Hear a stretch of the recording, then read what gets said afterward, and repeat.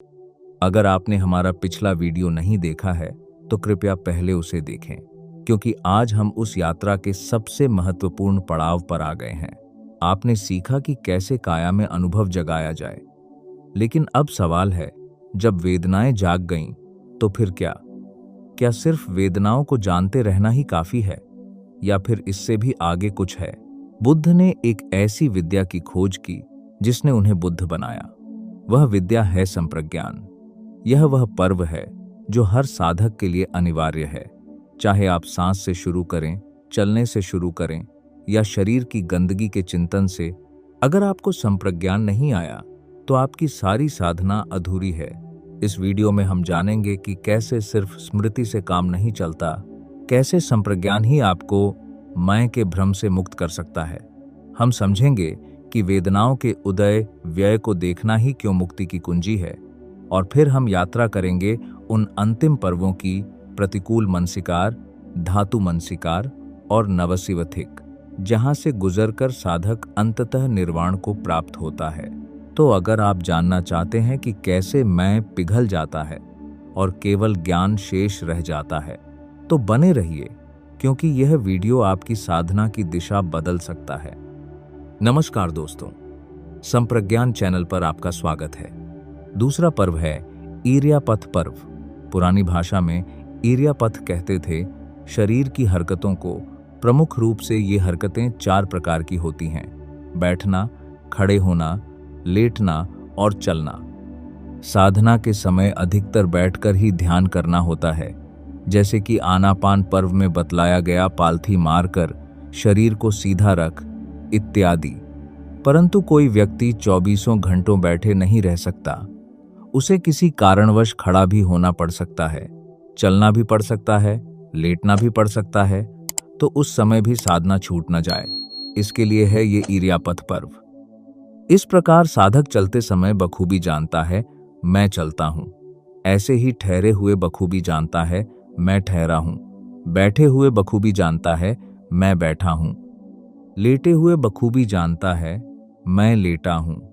जैसे जैसे उसकी काया अवस्थित होती है, वैसे वैसे वह उसे बखूबी जानता चला जाता है।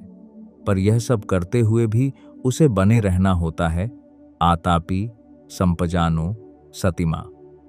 जैसे आनापानसति से भी काम आरंभ करने पर तत्काल ही शरीर पर होने वाली वेदनाओं की जानकारी नहीं होने लगती है, इसमें प्रायः 2-3 दिन का समय लग ही जाता है। ऐसे ही यदि कोई व्यक्ति आनापानसति से काम आरंभ न करके ईर्यापथ पर्व के अनुसार काम करना आरंभ करे, तो उसे भी शरीर की हलन चलन की सतत जानकारी बनाए रखने पर तत्काल ही वेदनाएं अनुभव नहीं होने लगती, बल्कि कालांतर में शनैः शनैः महसूस होती हैं। शरीर पर होने वाली वेदनाओं की जानकारी होने का तात्पर्य है संप्रज्ञान के साथ जुड़ जाना। संप्रज्ञान सही मायने में तभी संप्रज्ञान होता है जब व्यक्ति को इन वेदनाओं के उत्पाद व्यय की साफ साफ जानकारी होने लगे। धीरे धीरे शरीर की सभी अवस्थाओं में सारे शरीर की वेदनाएं और उनका उत्पाद व्यय स्वानुभूति पर उतरने लगता है। इसके उपरांत साधक अपना सक्रिय अभ्यास जारी रख उन सभी अवस्थाओं में से गुजरता है जिनका उल्लेख पिछले पर्व में किया गया है। वस्तुतः इस सुत्त के इस प्रकार के जितने भी अनुच्छेद हैं, वे अपने आप में संपूर्ण साधना हैं। कहीं से भी काम शुरू किया जाए और कैसे भी शुरू किया जाए, आगे जाकर सभी निर्धारित स्टेशनों में से गुजरना ही पड़ता है, और तभी निर्वाण के अंतिम लक्ष्य तक पहुंचा जाता है। 3. संप्रज्ञान पर्व। बहुत ही महत्वपूर्ण है यह पर्व। किन्हीं विशेष कारणों से इसका एक अलग अनुच्छेद देना पड़ा है, अन्यथा साधक को तो हर अवस्था में रहना होता है आतापी, संपजानो, सतिमा। साधक चाहे सांस से काम शुरू करे, चाहे ईर्यापथ से, चाहे आगे के किसी अनुच्छेद से, उसे रहना ही है आतापी, संपजानो, सतिमा। वह चाहे कायानुपश्यना का काम करता हो, या वेदनानुपश्यना का, या चित्तानुपश्यना का, या धर्मानुपश्यना का, उसे फिर भी रहना होगा आतापी, संपजानो, सतिमा। अगर साधक सतत उद्योगशील, स्मृतिमान और संप्रज्ञानी न हो तो और भले ही कुछ होता हो, सतीपट्टान का काम नहीं होता। और जब सतीपट्ठान का काम ही नहीं होता तो उसके सक्रिय अभ्यास से प्राप्त होने वाले अद्वितीय फलों की आशा नहीं रखी जा सकती। सती चित्त को एकाग्र करती है, जो समाधि का क्षेत्र है। संप्रज्ञान चित्त को निर्मल करता है, जो प्रज्ञा का क्षेत्र है। यदि कोई स्मृति के काम में खूब माहिर हो जाए और संप्रज्ञान का काम न करे तो वह मुक्ति के मार्ग पर आगे नहीं बढ़ सकता। चलते हुए चलना, ठहरे हुए ठहरना, बैठे हुए बैठना अथवा लेटे हुए लेटना बखूबी जान लेने मात्र से प्रज्ञा नहीं जाग जाती। प्रज्ञा तब जागती है जब उक्त जानकारी के साथ साथ अनुभूति के स्तर पर अनित्य का भी बोध होने लगे और इसके आधार पर दुख का बोध होने लगे, अनात्म का बोध होने लगे और यह शरीर, यह चित्त और इनकी मिली जुली जीवनधारा मैं नहीं, मेरी नहीं, मेरी आत्मा नहीं, यह बोध होने लगे। शरीर और चित्त के तीनों लक्षण अनित्य, दुख और अनात्म बार बार अनुभूति पर उतरने से ही इनके प्रति मैं, मेरे के भाव वाली आसक्ति टूटती है। हजार कल्पनाएं करते रहने और दार्शनिक मान्यताएं मानते रहने पर भी यह जन्म जन्मांतर की आसक्ति नहीं टूटती और भवचक्र अनवरत चलता रहता है। अतः स्मृति के साथ हर समय संप्रज्ञान का जुड़ा रहना अपरिहार्य आवश्यकता है। भगवान से जब कभी कोई व्यक्ति सती के बारे में पूछता तो वे संप्रज्ञान की बात साथ करते, और जब कोई उनसे संप्रज्ञान के बारे में पूछता तो वे स्मृति की बात साथ करते। इस प्रकार उनकी दृष्टि में स्मृति को संप्रज्ञान से और संप्रज्ञान को स्मृति से अलग नहीं किया जा सकता था। यदि स्मृति को संप्रज्ञान से अलग रखा जाए तो यह लोकीय कामों में उपलब्धियां करा सकती है, परंतु मुक्ति के काम नहीं आ सकती। जैसे सर्कस में काम करने वाली लड़की जिस रस्सी पर चलती है उसके प्रति खूब सजग रहने का अभ्यास होने पर भी निर्वाण का साक्षात्कार नहीं कर सकती, ऐसे ही अपने हाव भाव के प्रति खूब सजग रहने वाली नर्तकी भी निर्वाण का साक्षात्कार नहीं कर सकती। भगवान ने एक अन्य प्रसंग में कहा था, असतो भिक्खवे भिक्खु विहरय्य संपजानो अयम वो अम्भाकं अनुशासनी। अर्थात हे भिक्षुओं, भिक्षु स्मृतिमान और संप्रज्ञानी होकर विहार करे, तुम्हारे लिए यह हमारी शिक्षा है। इस प्रकार मुक्ति प्राप्त करने के लिए भगवान की इतनी ही शिक्षा है कि कोई व्यक्ति स्मृतिमान और संप्रज्ञानी बना रहे। उन्होंने किसी और प्रसंग में यह भी व्यक्त किया कि साधक रात दिन तंद्रारहित बना रहे और कभी भी संप्रज्ञान से रिक्त न हो। उनका यह भी उपदेश है कि संप्रज्ञान का कार्य सहज भाव से किया जाए और मुक्ति जब आए तब आए। दूसरे शब्दों में, समय को पकने दिया जाए, उसकी प्रतीक्षा की जाए। यदि साधक में यह उतावलापन आ जाए कि मुझे कैसे जल्दी से जल्दी भंग अवस्था प्राप्त हो जाए, कैसे जल्दी से जल्दी मुक्त अवस्था प्राप्त हो जाए, मैं कैसे सारे विकारों से विमुक्त हो जाऊं, मैं कैसे निर्वाण का दर्शन कर लूं, तो भटक जाएगा, अपने लक्ष्य से दूर हो जाएगा। विचाराधीन पर्व में यह समझाया गया है कि शरीर और वाणी का कोई काम ऐसा नहीं होना चाहिए जो संप्रज्ञान के बिना हो।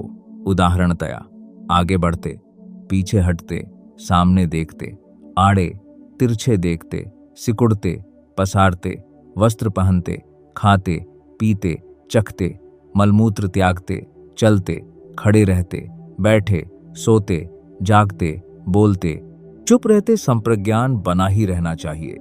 संप्रज्ञान सचमुच बना रहता है या नहीं, इसके दो मापदंड होते हैं। एक, क्या साधक को अपने शरीर पर वेदनाओं का उत्पाद व्यय महसूस हो रहा है या नहीं, और दो, इस कार्य में निरंतरता आ रही है या नहीं। कहने का तात्पर्य यह है कि साधक सदा आत्ममुखी रह वेदनाओं के उदय व्यय को जानता रहे। यहाँ यह भ्रांति हो सकती है कि सोते समय वेदनाओं की जानकारी होना कैसे संभव हो सकता है। जो लोग सतीपट्ठान का प्रतिपादन करते हैं उन्हें इस विषय में कोई भ्रांति नहीं रहती। वे जानते हैं कि यह सारा मार्ग उस अवस्था तक ले जाता है जहां रात को लेटने पर आधी सी नींद रहती है और आधी सी जाग। शरीर को तो आराम मिलता रहता है और मन इसी काम में लगा रहता है। भीतर उत्पाद है, व्यय है, उत्पाद है, व्यय है। साधक की सारी रात ऐसे ही निकल जाती है और वह सुबह तरोताजा होकर उठता है। यही नहीं, यदि रात को लेटे लेटे कोई स्वप्न भी आ जाए तो उसकी भी जानकारी रहने लगती है और उस समय शरीर पर होने वाली वेदना की भी। उदाहरणतया, स्वप्न में गुस्सा आए तो गुस्से की भी जानकारी रहने लगती है और उसके साथ साथ शरीर पर चलने वाली वेदना की भी। शनैः शनैः मन इतना सजग हो उठता है कि सोते जागते मन में कोई भी विकार जागने पर संप्रज्ञान जगा रहता है। वस्तुतः संप्रज्ञान ही वह विद्या थी जिसने बुद्ध को बुद्ध बनाया। कोई व्यक्ति बोधि कैसे प्राप्त करता है? बुद्धि के स्तर पर अध्यात्म की बात समझकर कोई व्यक्ति बुद्ध नहीं बन जाता। किसी सुनी सुनाई पढ़ी पढ़ाई बात की वजह से अथवा मात्र चिंतन मनन से कोई बुद्ध नहीं बन जाता। इनसे मुक्ति के मार्ग पर आगे बढ़ने के लिए प्रेरणा मिल सकती है, पर कोई व्यक्ति मुक्त नहीं हो जाता। यदि कोई व्यक्ति चिंतन मनन के आधार पर इस तथ्य मुक्त को स्वीकार करने लगे कि यह सारा शरीर अनित्य है, यह परमाणुओं का बना हुआ है, इसमें उत्पाद होता है, व्यय होता है, प्रतिक्षण उत्पाद होता है, व्यय होता है, इससे बात बनती नहीं। पर यदि यही तथ्य अनुभूति पर उतरने लगे, अर्थात यह वेदन होने लगे कि देखो उत्पाद हो रहा है, व्यय हो रहा है, उत्पाद हो रहा है, व्यय हो रहा है, तो यह संप्रज्ञान की बात हुई। संप्रज्ञान प्रतिष्ठित हुआ कि बोधि प्राप्त हुई, कोई व्यक्ति बुद्ध बना। यह संप्रज्ञान नहीं आया तो ज्ञानी बन गया, लोगों को खूब समझाना भी आ गया, पर अपना विकार निकाल नहीं पाया, क्योंकि विकार निकालने का काम जाना ही नहीं। आया हुआ संप्रज्ञान छूट गया तो बौद्धिक स्तर पर ज्ञानी बनकर रह गया। फिर संप्रज्ञान जागा तो मुक्ति पथ की ओर अग्रसर होने लगा। इस प्रकार केवल बुद्धि से जानी गई बात में और अनुभूति पर उतरी हुई बात में जमीन आसमान का अंतर होता है। इसलिए यह जो वेदनाओं के उदय व्यय को देखने की बात है, यह केवल मानसिक बात होकर न रह जाए, इसका खूब ठोस अनुभव हो, इस बात का ध्यान रहना चाहिए। भले ही वेदनाएं होती हैं मन की भी, शरीर की भी, पर भगवान चाहते थे कि काम शरीर की वेदनाओं पर ही किया जाए, क्योंकि मन तो साथ में जुड़ा ही रहता है। शरीर पर वेदनाएं जागती हैं, नष्ट हो जाती हैं, जागती हैं, नष्ट हो जाती हैं। भिन्न भिन्न प्रकार की वेदनाएं जागती है, नष्ट हो जाती हैं। इन तथ्यों को भगवान ने कई प्रकार के उदाहरण देकर समझाया, जैसे कोई धर्मशाला हो और उसमें पूर्व, पश्चिम, उत्तर, दक्षिण सभी दिशाओं से यात्री आएं और कुछ देर पड़ाव डालकर चले जाएं। ऐसे ही ब्राह्मण, क्षत्रिय, वैश्य, शूद्र आएं और कुछ देर पड़ाव डालकर चले जाएं। और ऐसा ही करें काले, घोरे, भूरे, पीले लोग अथवा सुंदर, असुंदर, लंबे, नाटे लोग। इनमें से कोई भी धर्मशाला में स्थायी रूप से टिकने के लिए नहीं आता। ऐसे ही शरीर पर भिन्न भिन्न प्रकार की वेदनाएं आती रहती हैं, सुखद, दुखद, अदुखद, असुखद अथवा सूक्ष्म, स्थूल, और फिर चली जाती हैं। ये शरीर पर सदा बने रहने के लिए नहीं आती। आकाश में पूर्व, पश्चिम, उत्तर, दक्षिण भिन्न भिन्न दिशाओं से आकर हवाएं बहने लगती हैं और फिर चली जाती हैं। ऐसे ही भिन्न भिन्न प्रकार की हवाएं आती हैं, तेज, मंद धूल भरी, स्वच्छ, गर्म, शीतल। ये भी आकर चली जाती हैं। ये आकाश में सदा बने रहने के लिए नहीं आती। ऐसे ही शरीर पर होने वाली तरह तरह की वेदनाएं भी आती हैं चले जाने के लिए, शरीर पर स्थायी रूप से टिके रहने के लिए नहीं। भगवान ने आगे समझाया कि इन वेदनाओं का करना क्या होता है। साधक खूब तप करता हुआ रंच मात्र भी संप्रज्ञान को न छोड़े। वह 24 घंटे संप्रज्ञान के साथ जुड़ा रहे, अर्थात शरीर पर प्रकट होने वाली वेदनाओं के उदय व्यय को जानता रहे। जब ऐसा होने लगता है तब वह साधक वेदगु हो जाता है, अर्थात वेदनाओं के समूचे क्षेत्र का जानकार हो जाता है। वह पंडित हो जाता है, अर्थात सचमुच का ज्ञानी हो जाता है। उसके भीतर ज्ञान जाग जाने से वह सारी सच्चाइयों को जान लेता है और श्रोतापन्न, सकृदागामी तथा अनागामी की अवस्थाओं में से क्रमशः गुजरता हुआ अंततः अरहंत हो जाता है। इस अवस्था में किसी भी आश्रव का नामो निशान तक नहीं रह जाता और वह व्यक्ति अनाश्रव कहलाने लगता है। उसके सारे पुराने आश्रव धुल जाने से वह कोई नया आश्रव नहीं बना सकता, नया मैल नहीं पैदा कर सकता। ऐसी अवस्था उसके मानस की हो जाती है। ऐसा व्यक्ति जब शरीर छोड़ता है तब उदय व्यय वाले इस लोक में उसका पुनर्जन्म नहीं होता। बहुत बार सांप्रदायिक बुद्धि वाले लोग इस बात को लेकर आक्षेप किया करते हैं कि यह साधना विधि अनित्यता का ध्यान करना सिखलाती है, जबकि ध्यान उसका करना चाहिए जो नित्य है, ध्रुव है, शाश्वत है। इस संदर्भ में यह स्पष्ट हो जाना चाहिए कि इस साधना विधि का लक्ष्य निर्वाण का साक्षात्कार करना ही है, जो नित्य, ध्रुव और शाश्वत है। परंतु इसका ध्यान इसलिए नहीं किया जा सकता क्योंकि यह इंद्रियातीत अवस्था है। जब तक इंद्रिय क्षेत्र के प्रति आसक्ति बनी रहती है, चित्त से मैल दूर नहीं हो जाते, तब तक इस इंद्रियातीत अवस्था का साक्षात्कार नहीं हो सकता। केवल इसकी कल्पना ही की जा सकती है, जिससे कोई प्रयोजन सिद्ध नहीं होता। अतः प्रमुख कार्य है इंद्रिय क्षेत्र के प्रति आसक्ति को तोड़ना और चित्त से सारे मैल दूर करना।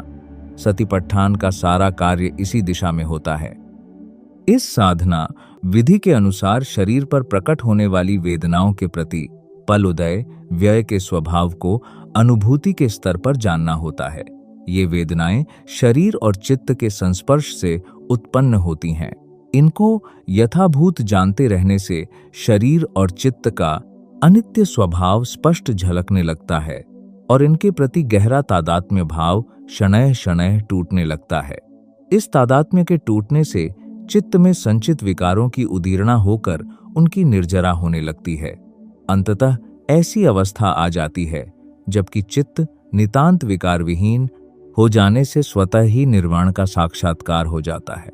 इस प्रकार इस साधना विधि से इंद्रिय क्षेत्र की सच्चाइयों का साक्षात्कार कर आगे बढ़ते हुए परम सत्य निर्वाण का साक्षात्कार किया जाता है। यदि कोई व्यक्ति आरंभ से ही नित्य का ध्यान करने में लग जाए तो वह सच्चाई से परे हटकर किसी कल्पना का ही ध्यान कर पाएगा, क्योंकि उसे अनुभूति अनित्यता की होगी और वह उस पर आरोपण नित्यता का करता रहेगा। ऐसा करने से वह धोखे में आ जाएगा और आगे बढ़ नहीं पाएगा। अतः नित्य तक पहुंचने के लिए अनित्यता के सहारे ही आगे बढ़ना होता है, जो काम सतिपट्ठान कराता है। भगवान चाहते थे कि लोग आध्यात्मिक सच्चाइयों को केवल बुद्धि के स्तर पर मानकर न रह जाएं, बल्कि उन्हें अपनी अनुभूति के स्तर पर जानकर ही स्वीकार करें, क्योंकि कल्याण जानने से होता है, मानने मात्र से नहीं। वे लोगों को कहा करते थे, मानते ही हो ना भाई, बस मानते ही हो ना केवल। अब विपश्यना करके देखो व जानो, चूंकि जानना भी कई प्रकार का होता है। अतः उन्होंने इसे स्पष्ट करने के लिए अनेक प्रकार के शब्द काम में लिए। जानाति जानता है, पजानाति प्रज्ञापूर्वक जानता है, संपजानाति सम्यक रूप से जानता है, परिजानाति परिधि तक जानता है, अभिजानाति सब कुछ जान जाता है या सर्वज्ञ हो जाता है। जैसे पिछले 2 पर्वों के अनुसार कार्य करने से कोई व्यक्ति विमुक्ति के मार्ग पर अग्रसर हो किन्हीं निश्चित स्टेशनों में से गुजरता है, वैसे ही इस पर्व का काम करने से भी वही स्टेशन आते हैं। भीतर बाहर सर्वत्र काया में कायानुपश्ची होना समुदय व्यय और समुदय व्यय धर्मों में अनुपश्ची होकर काया में विहार करना, स्मृति का इस कदर प्रतिष्ठापित हो जाना कि कायानुपश्यना करते समय काया के वास्तविक स्वरूप की जानकारी होने लगे। यह काया है। और इस प्रकार केवल ज्ञान, केवल दर्शन वाली निरालंब अवस्था को प्राप्त कर लेना, यही अवस्था कैवल्य अवस्था भी कहलाती है। 4. प्रतिकूल मनसिकार पर्व। मनसिकार का अर्थ होता है चिंतन, मनन, संकल्प, विकल्प। यह चिंतन मनन सम्यक प्रकार का भी हो सकता है और गलत प्रकार का भी। सम्यक प्रकार का चिंतन मनन कहलाता था योनिसो मनसिकार और गलत प्रकार का अयोनिसो मनसिकार। योनिसो मनसिकार से मानस के ऊपरी स्तर की सफाई होती है, पर अंतर्मन की गांठें नहीं खुलती। ये गांठें प्रज्ञा का कार्य करने से ही खुलती हैं। अयोनिसो मनसिकार न केवल गलत रास्ते की ओर ले जाता है, बल्कि मन पर नया मैल चढ़ाने में भी सहायक बनता है। इस पर्व का नाम है प्रतिकूल मनसिकार। प्रतिकूल किस मायने में? कोई व्यक्ति काम वासना के विकारों में बहुत ज्यादा डूबा हुआ हो तो ध्यान करने के लिए बैठते ही उसके मन में काम वासना से संबंधित चिंतन शुरू हो जाता है। पुरुष हो तो नारी का और नारी हो तो पुरुष का। भगवान सर्वज्ञ होने के कारण साधक की मनस्थिति भांप लेते थे और उसे ध्यान करने के लिए वैसा ही आलंबन देते थे जिससे उसके रास्ते की अड़चनें दूर होती चली जाएं। विचाराधीन पर्व इसी उद्देश्य की पूर्ति के लिए है। जब किसी व्यक्ति के मानस में काम वासना के अनुकूल ही अनुकूल चिंतन चल रहा हो तो वह समाधि का काम नहीं कर सकता। प्रज्ञा के काम का तो प्रश्न ही कहाँ उठता है। अतः काम वासना के अनुकूल चिंतन को काम वासना के प्रतिकूल करना अभीष्ट हो जाता है। इसके लिए भगवान ने मानव शरीर की 32 प्रकार की गंदगियां गिनाई हैं, जिनका चिंतन मनन करने से काम वासना के चिंतन में रोक लगती है और वह इससे प्रतिकूल दिशा में चलने लगता है। शरीर की गंदगियां हैं केश, लोम, नख, दांत, मांस, नसों का जाल, हड्डी, पीप, लहू, लार, पसीना, मल, मूत्र इत्यादि। सिर से लेकर पांव तक यही कुछ है और कुछ नहीं। ऐसी कोई वस्तु नहीं है जो सुंदर कहला सके। अतः इन गंदगियों के प्रत्यवेक्षण से साधक का वासनाओं के अनुकूल चिंतन वासनाओं के प्रतिकूल होने लगता है। यहाँ यह ध्यान देने योग्य है कि वासनाओं के अनुकूल चिंतन को वासनाओं के प्रतिकूल बनाने के लिए भी असत्य को आधार नहीं बनाया गया है। जैसा कि शरीर की गंदगियां एक प्रत्यक्ष सत्य है। जब साधक हर गंदगी को अलग अलग करके इस पर चिंतन करता है, तब आगे जाकर एक ऐसी अवस्था आ जाती है जब चित्त एकाग्र होने लगता है। विपश्यना का काम उसके बाद ही शुरू होता है। यदि विपश्यना का काम रंचमात्र भी न किया जाए और चित्त की एकाग्रता को पुष्ट करने के काम में ही लगे रहा जाए, तो समाधियां प्राप्त होने लगती हैं, जिन्हें उन दिनों की भाषा में ध्यान कहा करते थे। ये ध्यान 8 प्रकार के होते थे।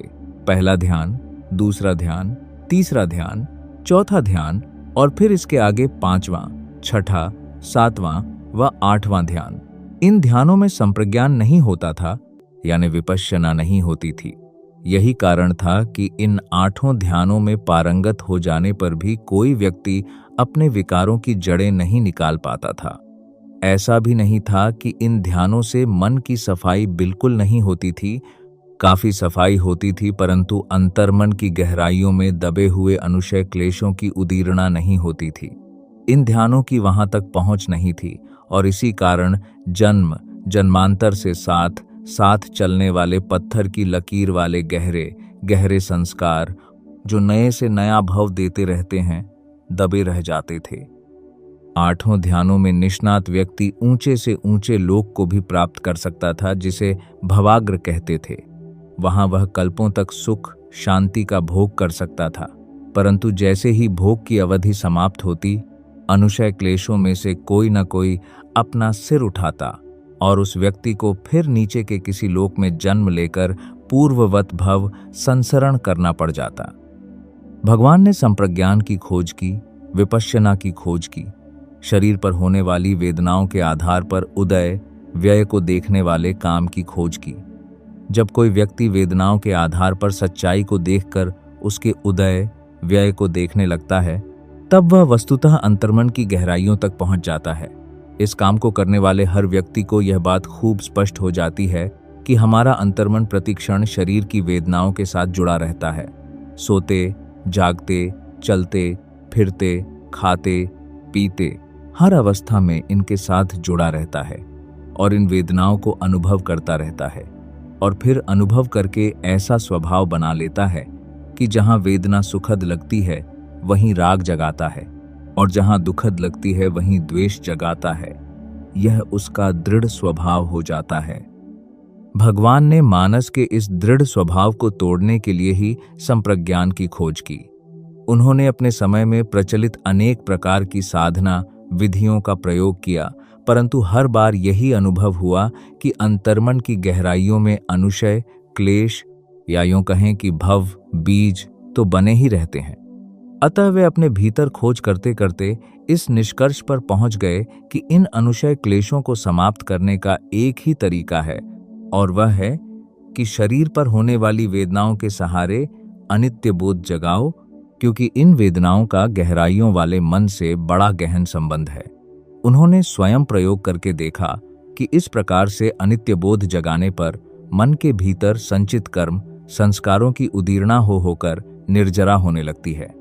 ये संस्कार उभरते हैं, नष्ट होते हैं, उभरते हैं, नष्ट होते हैं, और जब सभी संस्कार उभर कर नष्ट हो जाते हैं तब भीतर कोई भव बीज बचा हुआ न रह जाने से भव संसरण से मुक्ति मिल जाती है।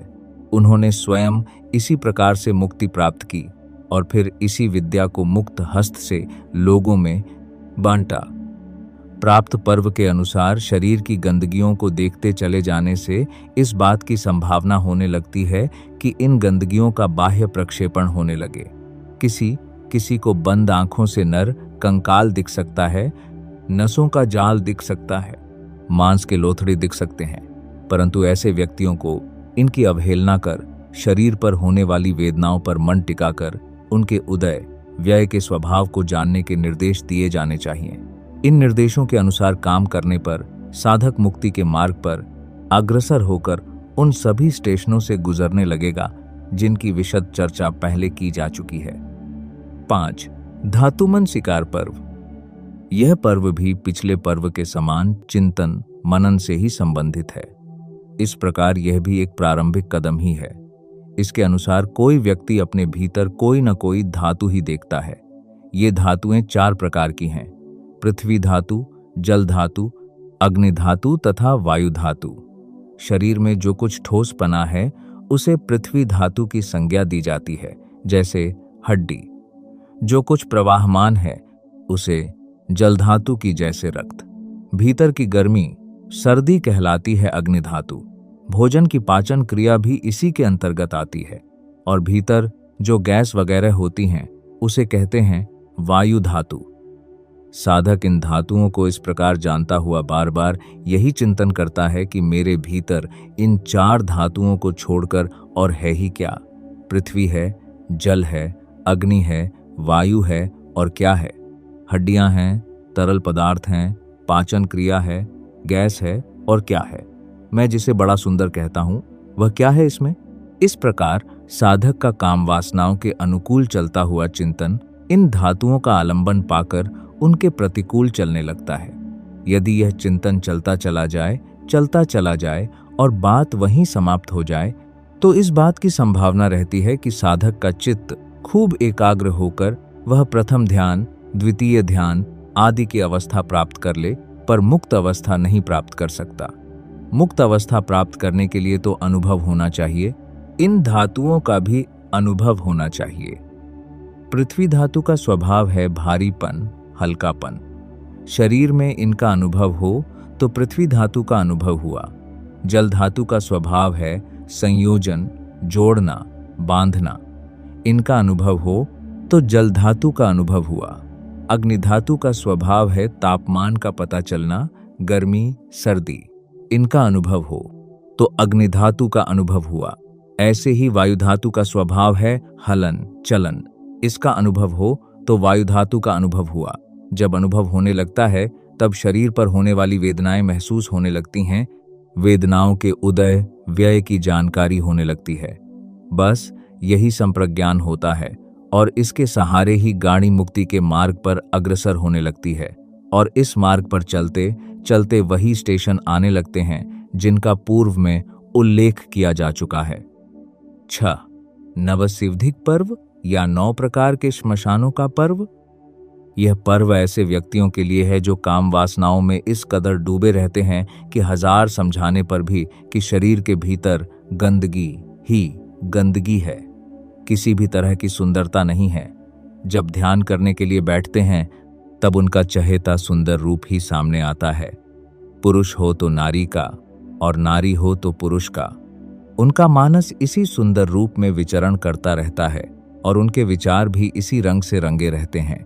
वे इस अवस्था से अपने आप को उबार नहीं पाते हैं, मानो कीचड़ में धंसे हों। इस पर्व के अनुसार ऐसे व्यक्तियों में शरीर के प्रति अत्यधिक आसक्ति तोड़वाने के लिए उन्हें कई प्रकार के श्मशानों में भिजवाया जाता था। उनसे अपेक्षा की जाती थी कि वे वहां पर बैठकर मुर्दा लाशों को देखें। ये लाशें विकृति की भिन्न भिन्न अवस्थाओं में देखी जा सकती थीं। 1 दिन पुरानी, 2 दिन पुरानी, 3 दिन पुरानी, फूली हुई नीली पड़ी, पीप चूती अथवा भांति, भांति के पशु पक्षियों द्वारा खाई जाती हुई अथवा हड्डियों का ढेर बनी हुई अथवा चूर्ण विचूर्ण हुई इत्यादि। मुर्दा लाशों की इस प्रकार की अवस्था देखकर साधक के मन में यह चिंतन चलना स्वाभाविक था कि जैसी अवस्था इनके शरीर की हुई है वैसी ही अवस्था मेरे शरीर की भी होने वाली है, अथवा जिस व्यक्ति के शरीर के प्रति इतनी आसक्ति है उस व्यक्ति का शरीर भी ऐसा ही हो जाने वाला है। धीरे धीरे इस प्रकार का चिंतन इसलिए आसान हो जाता था क्योंकि आंखों के सामने कोई मुर्दा पड़ा होता था और उसका भी इस कदर बिगड़ा हुआ स्वरूप कि उसके प्रति कोई आकर्षण हो नहीं सकता था। उक्त प्रकार से 9 तरह के श्मशानों में शव दर्शन का काम भी एक प्रारंभिक कदम हुआ करता था, जिसका उद्देश्य कामवासना में आकंठ डूबे हुए व्यक्तियों के मानस में कामवासना के प्रति निर्वेद जगाना था। ऐसा होने से कामवासना के अनुकूल चिंतन शनय शनय कामवासना के प्रतिकूल होने लगता था, जिससे गाड़ी पटरी पर आ जाती थी और फिर संप्रज्ञान के साथ मुक्ति के पथ पर अग्रसर होने लगती थी, और फिर वही के वही स्टेशन। इस प्रकार विभिन्न पर्वों के अंतर्गत 6 प्रकार से कायानुपश्यना करने का विधान किया हुआ है। पहले पर्व के अनुसार आनापान के सहारे ध्यानों की ओर न जाकर संप्रज्ञान की ओर आगे बढ़ते हैं और प्रायः 2-3 दिन में हर किसी को शरीर पर होने वाली वेदनाओं की अनुभूति होने ही लगती है। वेदनाओं की अनुभूति होने लगी कि संप्रज्ञान का काम शुरू हो जाता है और विपश्यना की ओर आगे बढ़ जाते हैं। यह कतई आवश्यक नहीं कि हर व्यक्ति हर पर्व के अनुसार काम करे। अलबत्ता तीसरा पर्व हर मुमुक्षु के लिए अनिवार्य है। इस पर्व के अनुसार हर किसी को संप्रज्ञान में से गुजरना ही होता है। आगे जाकर ऊंची अवस्थाओं तक वही पहुंच पाता है जो संप्रज्ञान की निरंतरता बनाए रखने में सफल होता है। इस कार्य में जो जितना सफल रहता है वह उतना आगे बढ़ता चला जाता है। बाकी पर्वों से काम शुरू करने पर भी कायानुपश्यना हो जाती है और साधक मुक्त अवस्था तक पहुंच सकता है। तो देखा आपने, यह यात्रा चाहे कहीं से भी शुरू हो, सांस से, चलने फिरने से, शरीर की गंदगी के चिंतन से या फिर श्मशान के दर्शन से, सभी को अंततः उन्हीं निश्चित स्टेशनों से गुजरना पड़ता है। सब्बकायपटि संवेदी से लेकर भंग तक और भंग से उस अवस्था तक जहां केवल ज्ञान शेष रह जाता है, कोई मैं नहीं, कोई मेरा नहीं। बुद्ध की यही खोज थी कि केवल अनुभूति के स्तर पर अनित्य को देखने से ही अंतर्मन की गहराइयों में जमे संस्कार निकलते हैं। आप चाहे जितनी भी कल्पनाएं कर लें, नित्य का ध्यान कर लें, लेकिन जब तक वेदना के माध्यम से काया के उदय व्यय का साक्षात्कार नहीं होता, मुक्ति का द्वार नहीं खुलता। इसलिए अपनी साधना में आतापी, संपजानो, सतिमा बने रहें। संप्रज्ञान को न छोड़ें, क्योंकि यही वह विद्या है जो आपको बुद्ध बना सकती है। अगर आपको हमारा यह वीडियो पसंद आया और इससे कुछ नया सीखने को मिला तो कृपया इसे लाइक करें, शेयर करें और संप्रज्ञान परिवार का हिस्सा बनने के लिए चैनल को सब्सक्राइब जरूर करें और बेल आइकॉन भी दबा दें ताकि आपको नए वीडियो की जानकारी तुरंत मिल जाए। मिलते हैं अगले वीडियो में। तब तक जागरूक रहें, शांत रहें। भवतु सब मंगलम, सबका मंगल हो।